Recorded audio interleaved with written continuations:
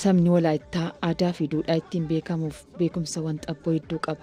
Sabichi hambaalee killayaa ittiin beekamu kan akka ayyaana bara haaraa gifaataa qaba. Ayyaanni kun kalaandarii dhuunfaa sabichi urjii fi ji'a ilaaluun bara haaraa ittiin lakkaa'udha. Sabni Walaayittaa ogummaa ijaarsa manaa ittiin beekamus ni qaba.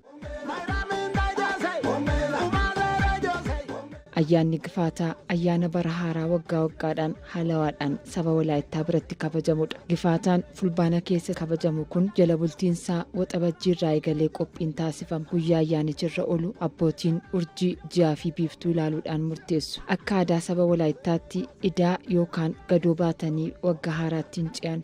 Kanaafuu ayyaanichaan dura sirni jaarsummaa fi araaraa ni raawwatama.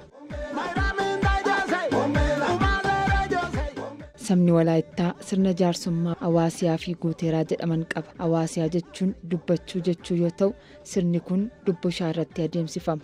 Dubbishaan ammoo sirna jaarsummaati. Guuteraa jechuun immoo iddoo itti uummanni itti walitti qabamu jechuudha. Sirni jaarsummaa kun bakka mukni guddaan gaaddisa qabu jirutti kan geggeeffamu yoo ta'u, sirnicha irratti namoonni wal lolan dhiyaatanii jaarsolii biyyaatiin araaramu. Namni lubbuun harkatti badallee sirnicha irratti ni araarama. Sirnicha irratti qarreeba wal jala qaxxaamuree ka'ama. Namoonni walitti araaraman harka wal qabatanii qara eeboo sanarra akka darban taasifama. Ammaan booda eeboo walitti aggaamuun hin jiru jechuudha.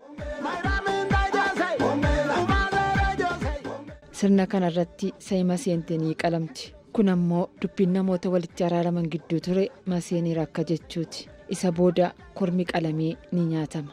Bordeenis ni dhugama.